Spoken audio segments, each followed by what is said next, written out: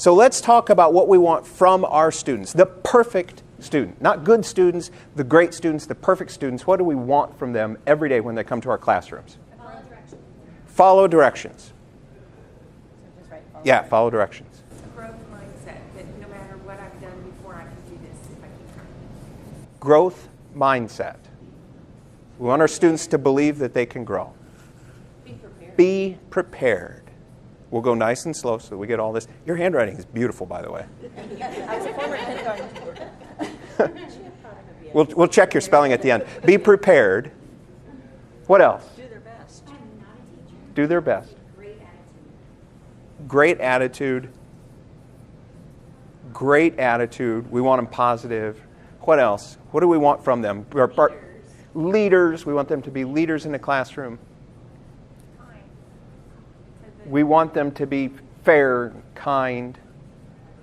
Respectful to others. We want them to be respectful. So we've pretty much captured the perfect student, right? These are the kids we want in our classroom every day. This is what we want from them. We want great attendance, show up on time, eager to learn, positive attitude, all of those wonderful things that we follow the directions. Did we get that one? Compliance, and let's be honest, that's on there too. Oh, that was number one. Follow directions.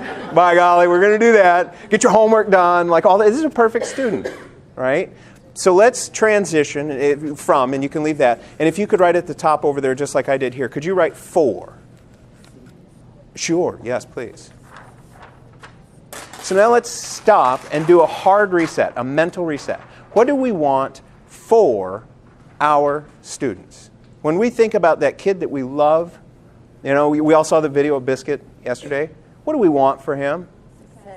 Success. What else do we want for our kids? The ones that we love most? Happiness. What else? Acceptance. To know that they're loved and cared for. That's powerful. Loved and cared for.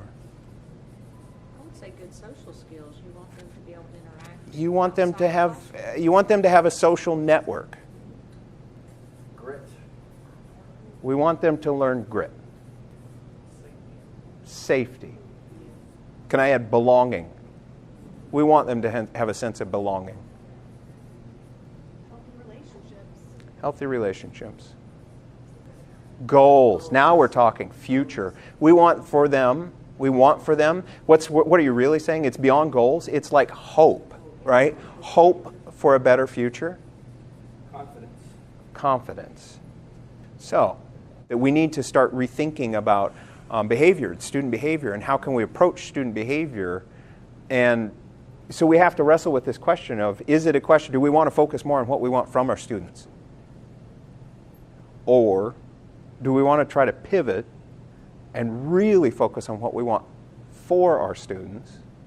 Because what we want from our students, they know what we want from them. But if we can commit to what we want for our students, so what can we do, or what are some things that you've learned in your career in VISD to help you to have become a successful teacher? What are some things that you could share with other teachers to build this climate in the classroom? What if we start here? How do you do that?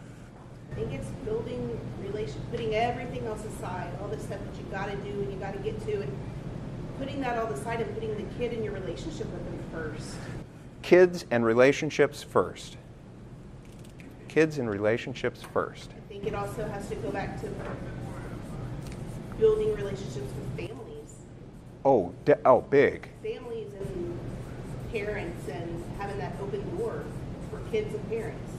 So if I tasked you with going back, and I want to make sure you put families, yeah, you got that.